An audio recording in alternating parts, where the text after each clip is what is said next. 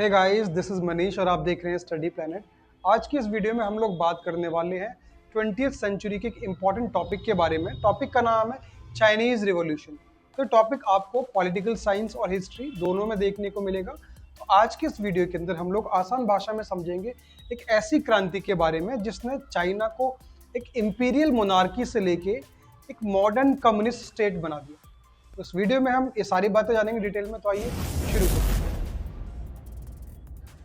सबसे पहले हम बात करते हैं बैकग्राउंड की कि चाइनीज रिवॉल्यूशन शुरू होने से पहले चाइना के अंदर कैसी कंडीशंस थी। तो सबसे पहले पॉलिटिकल कंडीशन की जाने तो चाइना के अंदर मोनार्की का रूल हुआ करता था और क्वीन गवर्नमेंट वहां पे रूल कर रही थी सिंस 1644। तो 1644 से वहां पे मोनार्की चलती आ रही थी।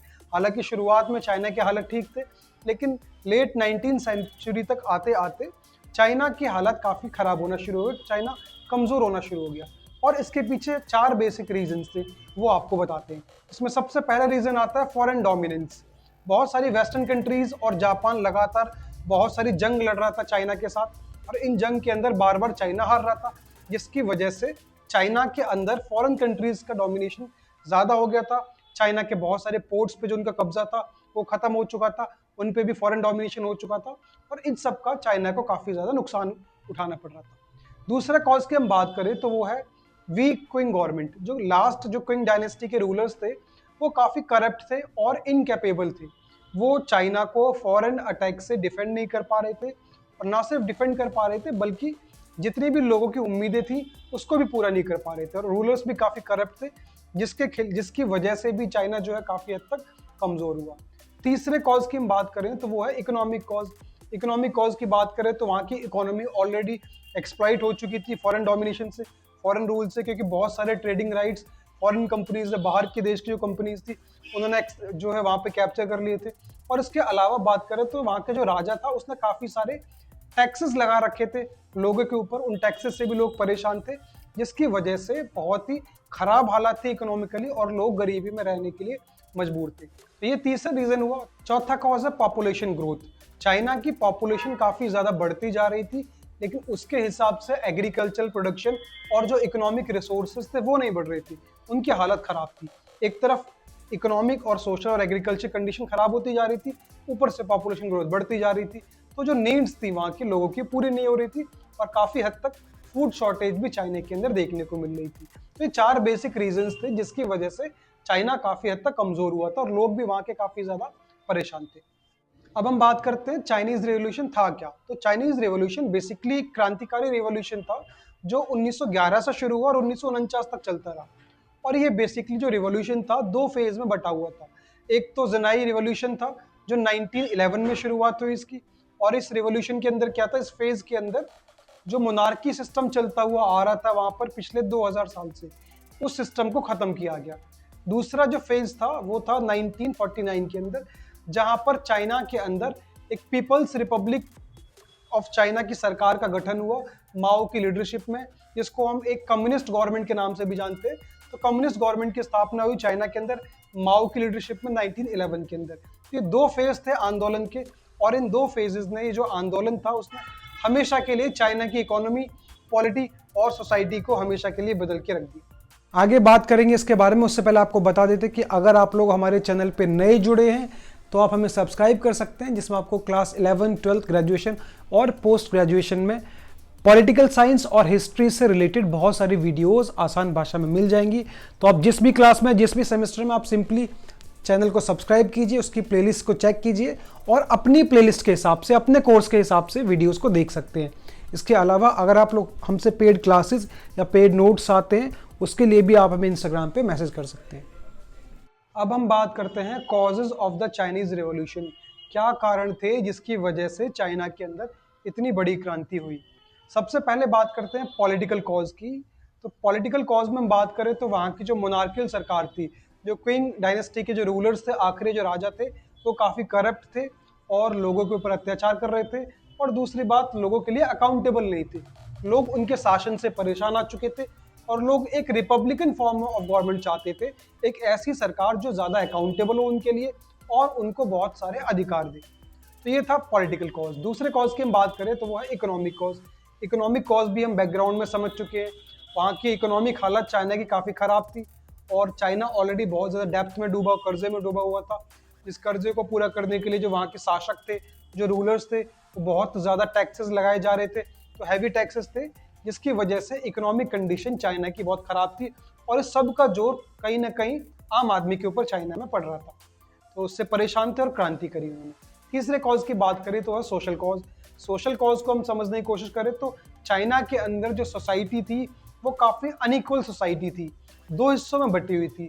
एक तरफ तो कुछ लिमिटेड रिच लोग थे, लैंडलॉर्ड्स थे, जो वहाँ की करप्ट सरकार को, करप्ट मोनार्की को सपोर्ट कर रहे थे, और दूसरी तरफ मेजोरिटी ऑफ द जो लोग थे वहाँ के, वो पुअर पीजेंट्स थे, वो गरीब किसान थे, जो काफ़ी हद तक सताए हुए थे, परेशान थे। तो दो क्लास बनी हुई थी, अनइक्वल और डिवाइडेड सोसाइटी थी। ये भी आगे चल के कारण बना चाइना के रिवॉल्यूशन का। पांचवें कॉज की हम बात करें तो वो है फॉरेन डोमिनेशन।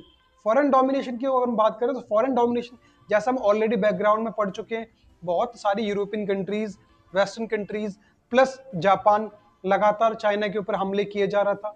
और ये जो यूरोपियन कंपनीज थी उन्होंने आके, और जापान ने पूरी तरीके से चाइना के ट्रेड, इकोनॉमी और कॉमर्स को पूरी तरीके से कंट्रोल कर लिया था और वहाँ की इकोनॉमी को पूरी तरीके से एक्सप्लॉइट किए जा रहे थे। तो ये भी एक रीजन बना क्रांति करने का। आखिरी कॉज की बात करें तो है राइज ऑफ नेशनलिज्म। राष्ट्रवाद की भावना चाइना के अंदर काफ़ी बढ़ती जा रही थी, क्योंकि वहाँ के लोग काफ़ी एजुकेटेड और अवेयर हो चुके थे और वो एक नेशनल यूनिटी चाहते थे, और इसके साथ साथ वो मॉडर्नाइजेशन भी चाहते थे। और वो लोग पूरी तरीके से जो फॉरेन डोमिनेशन था, जो फॉरेन रूल था, उससे भी परेशान थे और उन सब से छुटकारा और आज़ादी चाहते थे। इसलिए वहाँ के सब लोग एक साथ इकट्ठे हुए और उन सब ने मिलकर एक बहुत बड़ी क्रांति करी। अब हम इस आंदोलन को और डिटेल में समझने की कोशिश करते हैं, उन दोनों फेजेस को समझते हैं। तो सबसे पहला जो फेज था इस क्रांति का, 1911 में हुआ, ज़ेनाई रिवॉल्यूशन, अक्टूबर 1911 के अंदर हुआ। और ये जो पहला फेज था वो पूरी तरीके से जो वहाँ की मोनार्की गवर्नमेंट चल रही थी, जो वहाँ की राजशाही थी, उसके खिलाफ था। और जो जिंग डायनेस्टी के रूलर वहाँ पे राज करता हुआ आ रहा था इतने लंबे टाइम से, उसके खिलाफ लोग थे। तो उसके खिलाफ वहाँ की आर्मी हुई। आर्मी के साथ साथ वहाँ पर जितने भी प्रांत थे, प्रोविंसेस थे, वो सभी इकट्ठे हुए और इकट्ठा होने के बाद उन सब ने राजा के खिलाफ विद्रोह कर दिया। और ये जो विद्रोह था वो इतना बड़ा हुआ कि 1912 में, 1912 के अंदर राजा को मजबूर होकर अपना राजपाट सब त्यागना पड़ा। तो इस तरीके से पिछले 2000 साल से जो मोनार्कियल गवर्नमेंट चलती आ रही थी, वहाँ पर जो राजशाही चलती आ रही थी, वो खत्म हुई और शुरुआत हुई, स्थापना हुई किसकी? एक रिपब्लिकन चाइना की।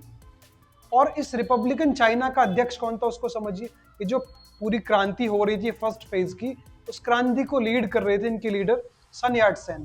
तो सन याट सेन जो है आगे चल के इस रिपब्लिकन चाइना के पहले प्रोविंशियल प्रेसिडेंट बने, मतलब पहले कार्यवाहक अध्यक्ष बने। अब जो सन याट सेन थे, जो इस क्रांति के लीडर थे, उनके 3 प्रिंसिपल्स थे जिसने लोगों को काफी ज्यादा अट्रैक्ट किया। 3 प्रिंसिपल कौन से थे? सबसे पहला था नेशनलिज्म, राष्ट्रवाद, जहां पर वो फॉरेन डोमिनेशन से आज़ादी की बात करते थे। दूसरा डेमोक्रेसी, वो एक ऐसी सरकार चाहते थे जो लोगों द्वारा चुनी गई हो।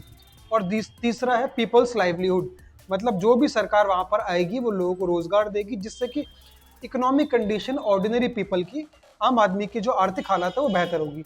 और इन 3 प्रिंसिपल्स ने मिलियंस ऑफ चाइनीज को इंस्पायर किया सन याट सेन के साथ खड़े होने के लिए और क्रांति करने के लिए।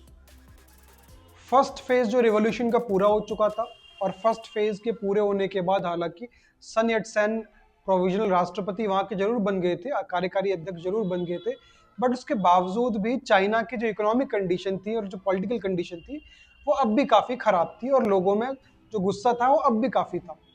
यहीं से शुरुआत होती है दूसरे फेज की क्रांति की। जो सेकंड फेज था क्रांति का, उसकी शुरुआत की कम्युनिस्ट पार्टी ऑफ चाइना ने। तो चाइनीज कम्युनिस्ट पार्टी जिसका फाउंडेशन 1921 के अंदर हुआ, उसने जो है इस क्रांति की शुरुआत की दूसरे फेज की। और इसके जो लीडर थे चाइनीज कम्युनिस्ट पार्टी के, तो वो थे माओ जेडोंग। तो काफी पॉपुलर थे और इन्होंने कुछ ऐसे प्रोमिस किए लोगों को, क्योंकि ज्यादातर जो लोग थे वो पुअर पीजेंट्स थे जिनकी समस्या थी, और इनकी जो पॉलिसीज थी वो ज्यादातर पुअर पीजेंट्स के फेवर वाली ही थी। तो काफी सारे लोग इनके आइडियोलॉजी से, इनके प्रोमिस से कनेक्ट हुए, इनके साथ जुड़े। जैसे उनमें कुछ इक्वालिटी की बात भी की गई थी प्रोमिस के अंदर, पीजेंट्स रिफॉर्म्स की बात की गई थी उसके अंदर, फॉरेन एक्सप्लॉयटेशन को खत्म करने की बात की गई थी, सोशल जस्टिस की बात की गई थी। तो इन सभी जो प्रिंसिपल सिद्धांत थे उन सबसे काफी सारे लोग इंस्पायर हुए और उन्होंने कम्युनिस्ट पार्टी को ज्वाइन किया। हालांकि इसी टाइम पीरियड में एक और पार्टी भी थी, KMT पार्टी, वो भी काफी हद तक जोर लगा रही थी लोगों को अपनी तरफ करने के लिए। तो अब जो है आगे चल के लंबे टाइम तक चाइना के अंदर सिविल वॉर होता रहा। सिविल वॉर मतलब बहुत सारी पॉलिटिकल पावर्स थी जो अपनी अपनी शासन चाहते थे, अपने अपना सत्ता चाहते थे, और जिसकी वजह से लंबे टाइम तक चाइना के अंदर सिविल वॉर चलता रहा। और इस सिविल वॉर का एंड हुआ फाइनली 1949 के अंदर, जब बाकी सबको हराते हुए माओ जेडोंग ने की जो पार्टी थी चाइनीज कम्युनिस्ट पार्टी, उसने जीत हासिल की और पहली सरकार बनाई, पहली कम्युनिस्ट सरकार बनाई चाइना के अंदर। अब हम बात करते हैं consequences of the Chinese revolution. Chinese revolution के क्या परिणाम निकल कर आए, क्या नतीजे निकल कर आए। 3 पार्ट में कैटेगराइज करते हैं। सबसे पहले हम बात करते हैं पॉलिटिकल कॉन्सिक्वेंसेज की। तो पॉलिटिकल कॉन्सिक्वेंस सबसे बड़ा यही था कि मोनार्की खत्म हो चुकी थी।